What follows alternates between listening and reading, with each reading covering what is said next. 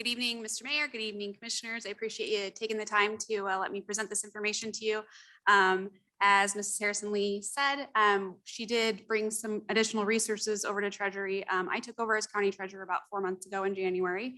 I knew going into it that we had a kind of daunting task to kind of pull ourselves out of COVID operations and kind of realign to better customer service and, try to be in a better position than we were prior to the pandemic, because we weren't in a great position prior to the pandemic. So I kind of wanted to talk a little bit about where we were. Prior to COVID, we really were challenged by two primary things. One, that we have to operate within the state of Kansas system. It's slow, it's not user-friendly, and it's not customer-focused in any way. So our challenge is we take the system that the state gives us, operate within, and then we are trying to figure out ways to bring that to the customer in a more customer-friendly manner than it's kind of given to us. Second major challenge that I think we face that's special to our community, to our county, is we have a very high volume, or previously had a very high volume of our customers that did walk-in transactions, much higher than any of our peer counties. So we would have extensive wait times, just lines out the door of the courthouse and the annex, literally daily. So we kind of went into COVID in a difficult situation, and it was just kind of like the perfect storm. So then COVID hits, we're closed for 11 weeks. We get incredibly behind, just massive backlog of work, just nobody can keep up. It was just a really, really difficult time for everyone. And so we're not able to timely process our transactions. We're not even able to respond to customer inquiries in a what would be considered a reasonable amount of time. So we operated like we reopened in June after the closure. We opened the queue system, which was our walk-in ticketing system. We would open it at 7:50. There were days it would close at 8:05, 8:03, literally open for 13 to 15 minutes. And we've got an entire day's worth of work within that. So obviously customers were not very happy. We weren't happy with the way that was going. Also, when we opened the queue, that was only open to new vehicle title registrations. So previously, walk-in traffic could be conducted for any business. And now the only walk-in traffic we're allowing is for new vehicle title registrations, because that's literally all we can handle. And we're not even able to handle that at that point. So we had residents that were even selling queue tickets outside of our offices for people that were desperate to get in to get their vehicle registered. It was a really difficult situation. And so we operated like that for about 6 months. Then we also had additional challenges with additional closures, furloughs, extreme employee turnover. That we went from about 8-year average turnover in motor vehicle department to 1 year where we are today. So that's a huge challenge, obviously, that we're facing. So we got our appointment system that was also only for new vehicle title and registrations. Really great news is that our backlog, our COVID backlog is completely caught up. And that wasn't the case when I started in January. They were still working through some of the really difficult ones that they had to manage. But we are completely caught up from that. We are working on getting kind of caught up from the cyber attack. It did impact us. KDOR had to shut down for 6 business days, I believe. And so that put us back quite a bit. But we are currently able to do same-day appointments for new title registrations. We don't have a whole lot of back work in the office, so we're in a really good position. And that's really given us an opportunity to look at how can we get to where we want to be, which is to provide a higher level of service than what we were able to provide pre-pandemic, and obviously move away from where we're at now, because we know that it's not a good experience for customers. It's not a good experience for our employees either. So where we want to be fully reopened to customers for all transactions via both queue, walk-in system, and appointment system. We think that's the best experience for customers. We think we can do it in looking at best practices of other peer counties. But the question is, how do we get there? So what we're proposing is that we do kind of a phased approach to get there. Phase 1, we would start on June 2nd, which would be a Thursday. And we would expand our new title vehicle registrations to allow not just by walk-in, or not just by appointment, but also by walk-in. We would also allow renewals and other miscellaneous services to come in walk-in as well. So that'd be the first time that they're actually coming in 2 years, basically. Then In order to accomplish that, we've got a lot of work to do with building up our employees, training our employees, working on office morale, just making it a more cohesive teamwork environment in our office. That's something that I think motor vehicle has often struggled with, and it's definitely got more challenging throughout COVID. So we would be proposing that we would temporarily close on Wednesdays so that we can do, all staff training on Wednesdays.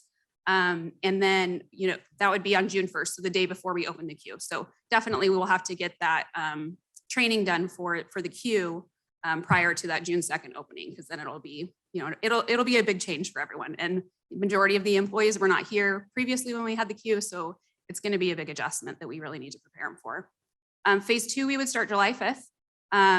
And we would then, at that point, you could have all transactions by appointment or walk-in. So even, all the renewals and all the other miscellaneous stuff, appointment or walk-in, which would be an enhancement, obviously, from pre-COVID operations, because we didn't have the appointment process at all prior to that. So some of the things that we would like to do with our team while we do these training things, the first basic one is just retraining everyone on basic motor vehicle transactions. That's something that has been a struggle because training employees in general during COVID was a big struggle. Then we had, the massive turnover.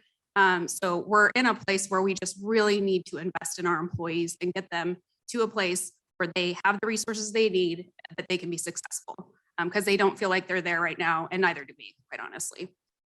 Really work on some team building. We did get a chance when we were shut down for KDOR to do a half-day team building, and it was really well received. I think our employees really enjoyed it. And, that was really the first time that they'd been able to do anything like that in a very long time. So we want to do some more of that. We've found a lot of great resources for customer service, DEI training, creating a positive work environment.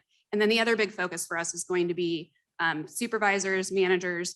They've never had the opportunity to really do any sort of personnel management training or just basic how to supervise people training, and they need it and they want it. And so we want to make sure that they get that as well.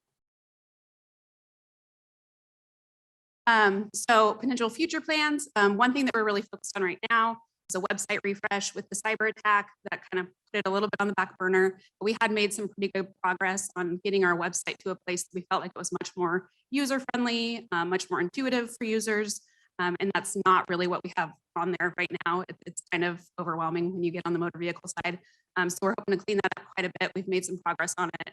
And then also to have more services available online, have fillable forms, online submission, just make it as easy as possible for customers to conduct their business in whatever form they prefer. And that's not really what we have available to them today. We've also been working with what they call the Big Five counties. We're part of that on self-service renewal kiosks. This is something that Johnson County has in their offices, but no other counties have actually implemented them yet because the kiosks are a sole source vendor with KDOR. And so KDOR won't allow any other kiosk providers to work with them. And so we've been slowly trying to work through making these kiosks what we would need for them to actually be advantageous for us to have. So that's something potentially in the future. Again, these things move slower just at the state level. So we're not sure when or if that's something that we'd be able to offer, but certainly we'd like to. Other discussions have been just, having iPads available with Wi-Fi in key places so that, folks can go through, and if they don't have Wi-Fi at home or, they have a place where they can go online and do their renewal and not have to come into our office. One of the big things that we've talked about, and I believe has just been really a conversation within the Treasury Department for years and years, is just the challenges of managing the two locations. There are a lot of counties that do have two locations. I think what we struggle with is just ours are not in the right places and they're not the right level of accessibility. And so it's a big challenge for us. The annex is where it seems that customers prefer to go. That's certainly where we have the heavier appointments, where we're anticipating when we open up the queue, we're going to have more customers going there because it's much more accessible. It's easy to get to. So we're trying to figure out how we're going to manage that flow because we know that that's going to be difficult once we reopen. And then, of course, the courthouse, that's where we have the room for the staff. I mean, everyone's sitting on top of each other in both locations, quite honestly, and that makes for obviously a poor experience, not just for our employees, but for our customers. There's a lot of asking them to repeat things or them asking you to repeat things because they're just in such close quarters. So that's a struggle at both locations, but we are able to better staff the courthouse than we are the annex, but that's not where our customers want to go. So, that's something that we're really challenged with. So ideally, we would love to have, one central location that our entire office can be in. It makes it for much better communication, among our department, better collaboration. But, we know that's not something that's going to happen anytime real soon. So we really are trying to find some ways to make our existing space better for us right now. So it's really all I had as far as our, upcoming changes to our operations. And then I just wanted to note that we will be doing our 2021 recap at a future ED&F committee meeting. We haven't done that yet. I think it's typically done in the spring, and then separately from the real estate side of things. So we're planning on just doing the two together in a future meeting. So look for that. So that's really all I have. If anyone has any questions or comments, I would be happy to try to address them.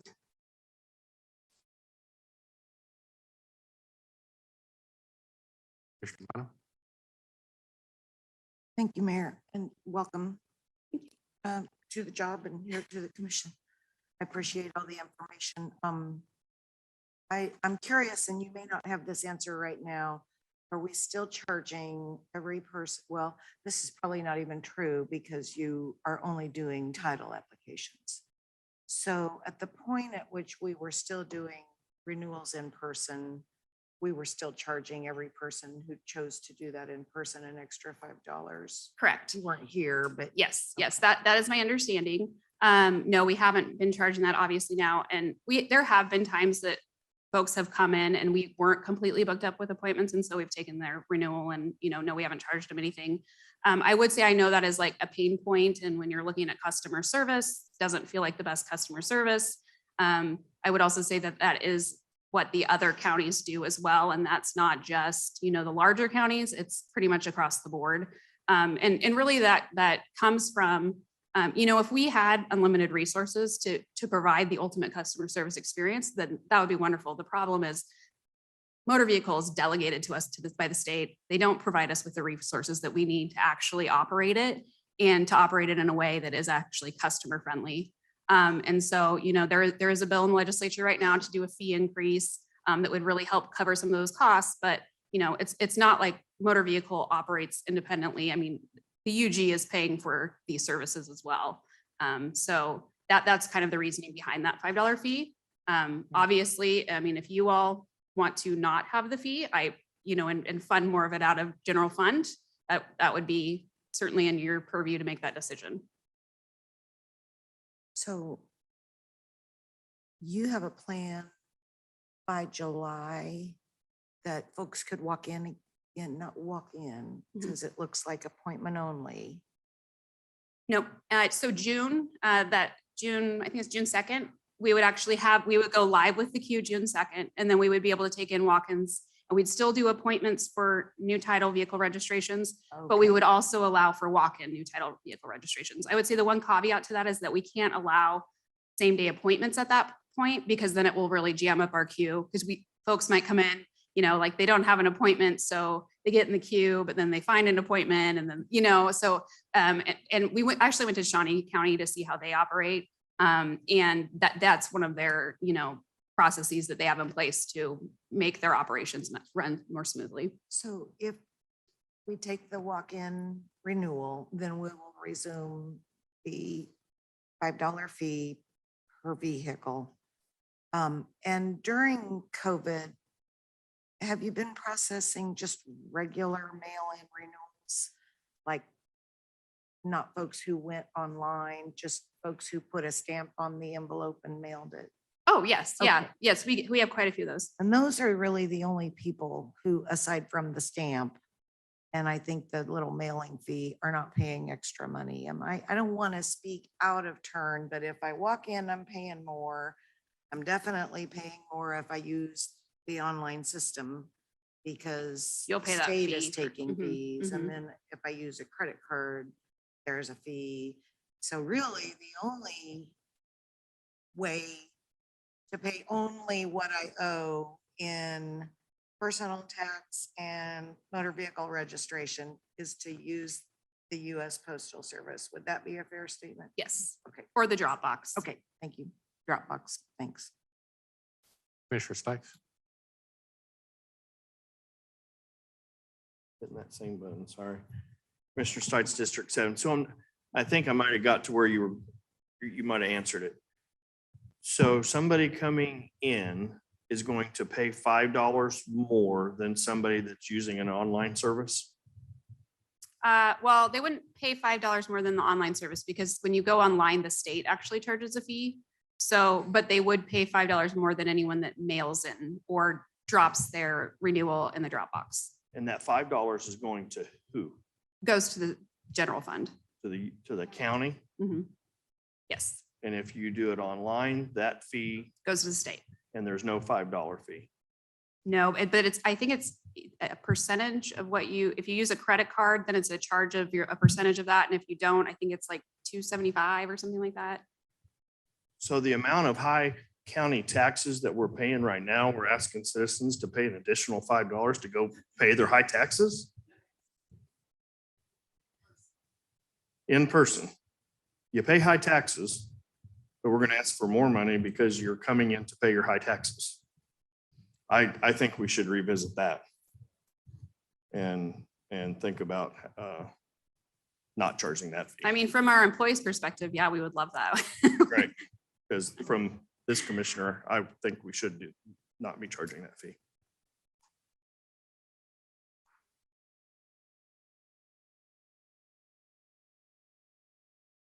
Any more questions? I'd like to just follow up behind Commissioner Stites. I agree. And what's the name of that fee again?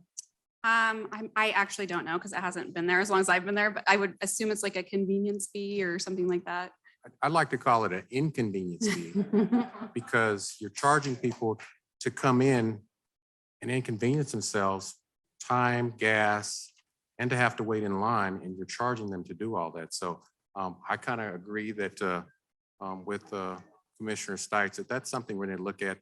I've said this before. I believe that when you look at our unified government fee schedules, we are literally taxing and feeing our constituents to the point of just beyond reason. So I would ask that I concur with Commissioner Stites that I would really implore that our administrator and this commission revisit some of these fees and release at least some of the pressure and some of the fee and tax burden on our residents. So thank you. Thank you.